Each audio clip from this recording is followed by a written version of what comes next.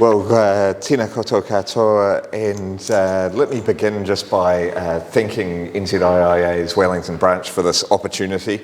Really good chance to talk about what it was we did last year, and particularly to acknowledge some of my colleagues. We've got George Shoup here, who is a former Apec senior official for New Zealand, so good to see you, George. And as I said to him on the way in, I'm fearing the report card at the end on our 2021 year, but I also want to acknowledge a number of colleagues who worked with me in the Apec program over the last couple of years. I hope I don't bore you all senseless, because you've probably heard it all before, and Sir Anand, of course. It's quite a dizzying thing to try to encapsulate Aotearoa's leadership of Apec in 2021. And the reason for that is it was a genuinely whole-of-government effort. It involved the Prime Minister and half of her cabinet and more government agencies than I can count. For the first time in history, New Zealand was forced to host a diplomatic process from the very beginning to the very end, wholly virtually. There was not one face-to-face meeting in our entire Apec host year. So in my attempt to organise my thoughts about Apec 2021, what I thought I'd do is talk about three buckets of achievements. The first is that we left Apec in a better place than we found it. Secondly, it was all about responding to COVID-19. And then thirdly, we made a uniquely New Zealand contribution to the regional discussion. But before I hit full celebration mode, I thought it would be useful just to share a few basic numbers about Apec, Asia-Pacific Economic Cooperation for the uninitiated. And I've got four numbers to introduce Apec to you with. The first number is 21. There's 21 economies inside Apec, and they range in size from the world's three biggest economies, the United States, China and Japan, right down to the smaller economies like Brunei Darussalam, New Zealand, the second smallest economy in Papua New Guinea. But Apec accounts for 60% of global GDP, so it's quite a unique place at the table that New Zealand gets, being able to be there with the big boys. The second number, 1 billion. I hope I've got all the zeros right there, Kareem. 1 billion people have been lifted above the poverty line, and GDP per capita has doubled in our region since Apec was founded. Prosperity has grown faster in the Asia-Pacific region than any other part of the world, partly thanks to the Apec effect. This region's model of trade and investment integration, buttressed by market-based economic reforms, has helped the region's governments to get the right recipe for economic success. And since Apec accounts for well over 70% of New Zealand's economic flows, that economic growth has been enormously beneficial to us and has underpinned a lot of our growth in the last few decades. My third number is 320 plus. That's 320 plus Apec meetings in any given year, culminating in the Leaders' Summit in November. Apec's knockers call it a perfect excuse for a conversation, or worse still, ageing politicians enjoying cocktails. And I kind of roll with the punches on these nasty little jibes, because the truth of the matter is there's a whole lot of value that comes in those cocktails, and it comes through the conversations that we have. Apec's an organisation with a secretariat for sure, but my experience, and I know that of other colleagues, has been that its effectiveness really lies in the fact that it's a process. It's a series of meetings where people come together, they exchange ideas, and they build a community of shared views around the right economic choices that will drive all of our economies forward. And of course they do deals bilaterally in the margins of Apec. The fourth number, and a really significant number, I think, is 1989. This is the year in which Apec was founded. It also happens to be the year that the Berlin Wall fell. The USSR collapsed 2 years later, and in 1992, Francis Fukuyama proclaimed the end of history, predicting that Western liberalism would be universalised. The European Union came into being in 1993, and the World Trade Organization emerged in 1995. So we're talking about a period of history when liberalism was triumphant. So in reminding ourselves that APEC is a creature of that unipolar moment, it's important to consider how quickly that era of peak liberal internationalism began to unwind.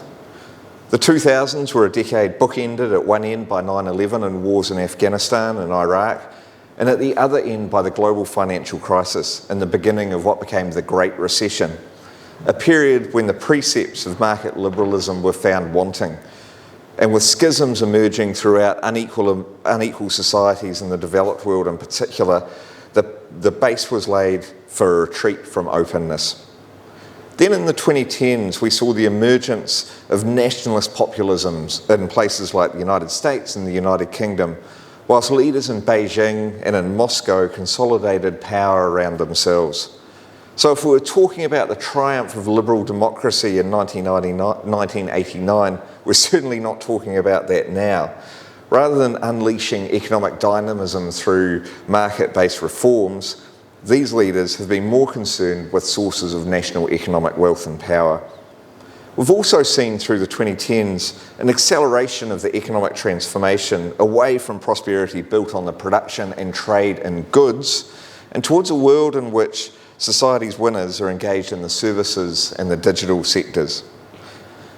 Here we are in the 2020s. We've arrived in a period where geopolitics most definitely predominates over geoeconomics. Between the world's two largest economies, competition and confrontation are seas that are far more in vogue than the cooperation of APEC. Russia, an APEC member economy, has just invaded another country, not just breaking international law, but also breaching a critical post-World War II norm of international behaviour that borders are infallible and that we don't go about trying to conquer one another's territory, that has really underpinned a period of long peace. In short, APEC was designed for a world of optimistic, liberal internationalism. Today's world is more jaded. We're struggling to support our societies to transition to the new economy while leaving nobody behind, and the engine of growth that was integration in our region has been replaced by confrontation. So it's hardly surprising that APEC, an organisation designed around market liberalism and cooperation, has had some really dark years in which its fabric has been pulled at. The same is true of a lot of other multilateral organisations, including the World Trade Organisation and the World Health Organisation. But this fraying over the last decades of the liberal international order is absolutely not in Aotearoa's national interest. Because in a might is right world, New Zealand has very limited economic or strategic weight to throw around. While we can do what we can to bolster our geostrategic weight, I believe that small countries like ours depend on liberal institutions where our views and our position is respected equally. We depend on a level playing field where what the rules says matters more than how big you are. And we depend on the advancement of norms of behaviour that reflect our way of thinking about the world. So unlike a lot of bigger countries, New Zealand just doesn't get many opportunities to lead international institutions. Helen Clark led the UNDP, Mike Moore the World Trade Organisation. We've had a couple of terms on the United Nations Security Council, and then the other big opportunity is chairing APEC, which is a once-in-a-generation moment. And we took that mantle on at the beginning of 2021 with a weight of responsibility that Aotearoa had to lean in and support the regional order that had given us so much. In 2021, we really wanted to make the most of our opportunity to support APEC's rejuvenation, which brings me to this first big bucket of achievements. When New Zealand took the chair at the beginning of 2021, we were absolutely determined to leave APEC in a better state than we found it. And we used our year in the chair to revitalise APEC as a key piece of the regional architecture. We did that in three ways. First, we did the basics right. We returned APEC to its habits of discussion and consensus. The APEC Leaders Summit had ended in acrimony in 2018, and it just didn't take place in 2019. The calendar of meetings were disrupted by COVID in 2020, so a big part of our challenge last year was just righting the ship, making it work again, getting APEC back to its habit of meeting and agreeing things by consensus, even if unfortunately the pandemic forced us to host those meetings virtually. Throughout 2021, we held 9 ministerial meetings across the full range of portfolios and 2 leaders' summits, with consensus achieved at each and every one of those meetings. And that really mattered in revitalising APEC's tarnished brand, including and especially because our year culminated in agreement to a detailed plan, the Aotearoa Plan of Action, which sets out APEC's intentions through until 2040. So the first thing we did is we ensured that APEC returned to those habits of cooperation. The second thing we did is we got creative and we restored APEC's reputation as being responsive and relevant. I'd single out a particular example here, and that is that Prime Minister Ardern chaired in the middle of last year APEC's first ever extraordinary summit. We made a virtue out of hosting virtually by getting the region together to focus on a coordinated regional response to COVID-19. By doing this, we supported the region to build a sense of community and about confronting the shared challenges that we faced, not just from the virus, but also from its economic consequences. And it was the momentum from that summit, a meeting where leaders could see that APEC was responding to the issues that mattered most to them in their own domestic context, that we saw the United States put up its hand to host APEC in 2023. And Peru put up their hand to host APEC in 2024. So it was by making APEC responsive and relevant again that we persuaded the leaders of those countries to come forward and offer to host APEC at a time when it was facing an existential crisis because nobody else was prepared to do it. So we used our role chairing APEC to set it up for success in the years to come.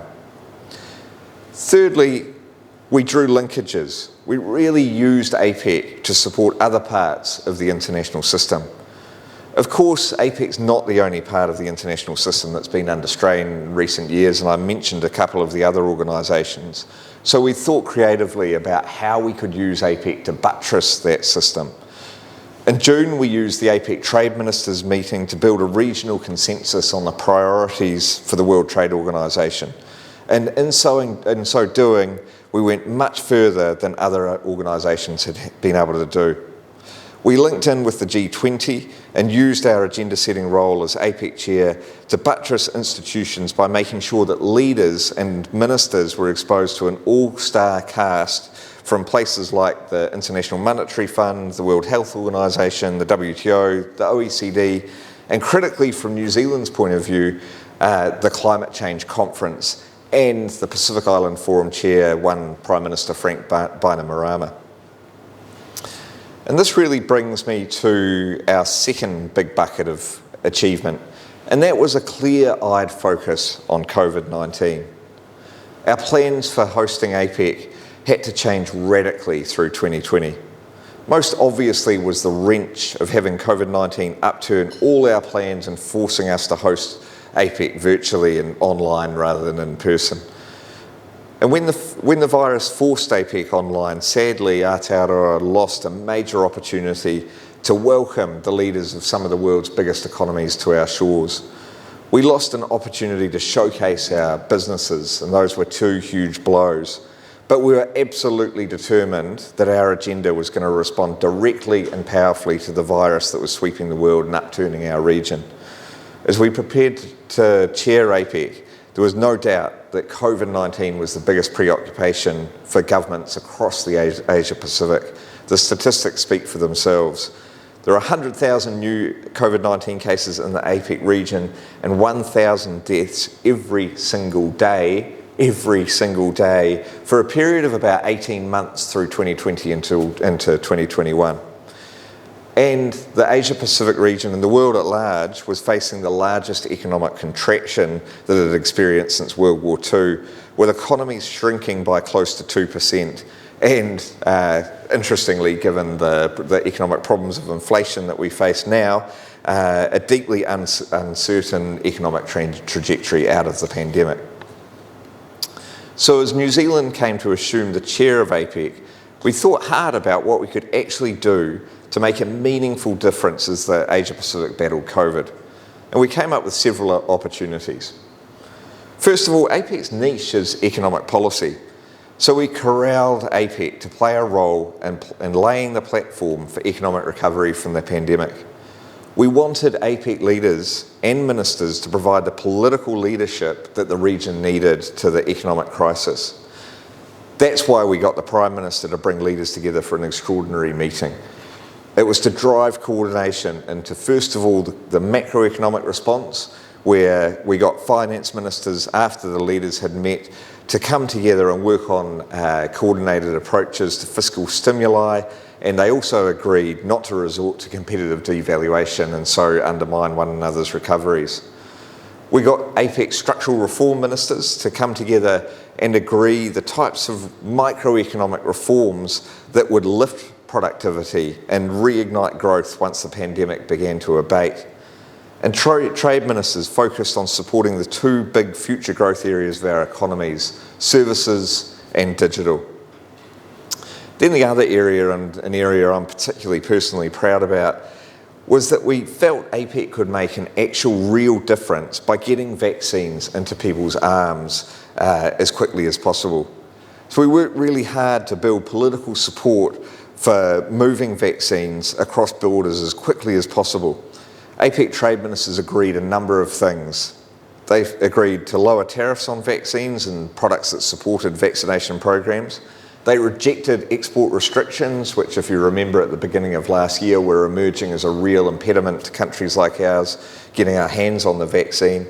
And they worked together to speed the movement of vaccines through ports. So rather than having COVID-19 vaccines sitting in a port for 2 or 3 weeks while customs processed it, we tried to get that period down to a matter of hours. And frankly, we succeeded. There was one area of the COVID response where we could have done better, and that was cross-border travel. In 2020, tourism dropped off a cliff. There was an 80% drop in international travel across the APEC region, which resulted in economic losses of about 1.2 trillion and literally millions of jobs lost. We didn't succeed in fixing that problem, as is abundantly clear to everyone, but we did get the conversation started in APEC about what it would take to get people moving again. We got people to discuss in APEC and agree on a set of guidelines around supporting aircrew to move, and Thailand, who's this year's APEC host, has really picked this up and is driving it forward as a top priority for their host year. So my final bucket of big achievements is those areas where we really move the regional conversation into areas that matter to New Zealanders. And I'm going to single out 2 big areas here, the first being indigeneity and the second sustainability. Despite the fact that APEC is home to 270 million Indigenous peoples, those people have not had a meaningful place in APEC before 2021. And we really wanted to remedy that, and we worked for a number of years in partnership with Māori to do a series of things. And I'd highlight 3 things that we did in 2021. First of all, we focused a heck of a lot of attention on making sure Indigenous economic empowerment was on APEC's agenda by leading work across a whole variety of different areas in the APEC ecosystem, from women's economic empowerment to food security, to economic and technical collaboration. We ensured that Indigenous peoples and their interests were on the agenda. Secondly, we worked in partnership with Māori to ensure that opportunities were created for dialogues inside APEC that involved Indigenous peoples, particularly from the business community, but also from elsewhere. And then thirdly, we worked incredibly hard on a side agreement that Australia, Canada and Chinese Taipei signed up to, where governments and Indigenous peoples will meet and advance together a work program that's all about Indigenous economic and trade collaboration. And we're hoping that over time that side agreement will get more adherence and build up even greater critical mass. So I'm really proud to say that Indigenous empowerment is now hardwired into the Apec agenda, not just for the next year or two, but actually for the next 20 years under the Aotearoa Plan of Action. And that just wouldn't have happened without New Zealand's leadership last year. Secondly, one of the things that we really surprised ourselves on was how successful we were in embedding sustainability on APEC's agenda. Up until 2020, APEC was unable to have a mature conversation about climate change. To the extent that the existential threat that is climate change was accepted, many APEC economies considered it just an environmental matter. It didn't belong in APEC because it didn't have anything to do with economics. Well, we persuaded them that decarbonisation is an economic transformation unlike any other that this region has faced. It requires new energy choices, it requires a transformation of our transportation fleets. As New Zealand knows better than any other economy, it requires change to our agricultural sectors, and it requires big changes to the economic incentives that governments are setting up. All of this stuff is actually APEC's bread and butter. So getting that stuff onto APEC's agenda, getting APEC economies discussing the best way in which to set up their economic incentives to ensure that they're not encouraging further emissions, that's what APEC is all about. 2021 was an absolute watershed moment in the climate conversation for APEC. Finally, APEC economies accepted that achieving net zero carbon emissions by mid-century, which almost every APEC economy has signed up to, is going to require a concerted effort inside APEC, beginning with a series of pieces of work that we started. I'll just highlight three of these. First of all, I'm sure people here know that the world spends $500 billion a year subsidising the burning of fossil fuels. That's 4 times as much as the world spends on development assistance. So I'm incredibly proud of the commitments that APEC set in place last year to begin to reform fossil fuel subsidies. We've gone further than any other big economic organisation in the world, including the G20, including the WTO and including the OECD. What we've committed to is a series of measures that start building confidence around the ability of APEC economies to stop increasing their fossil fuel subsidies with a view to eliminating them over time. Secondly, we managed to get APEC economies aligned around new efforts to facilitate and ultimately to liberalise trade in goods and services that are environmentally friendly. I'm talking here about the technology that goes into solar power or wind power or bicycles or wood products in place of concrete.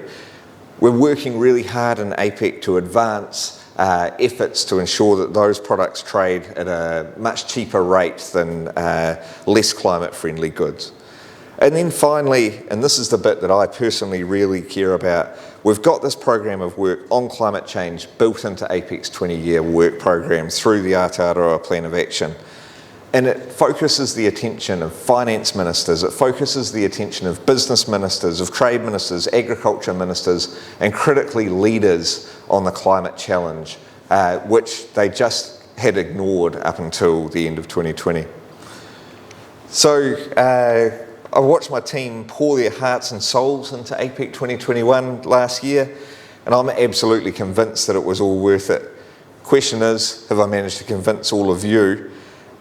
But I hope that you'll agree that we did some amazing things, leaving APEC in a better shape than we received it, first of all, driving a meaningful response to COVID-19, secondly, and then making this uniquely New Zealand contribution to the regional discussion. Homie, huie, tai kie. I'm delighted to take any questions, Kareem, be challenged and expand on some of the other things that we did.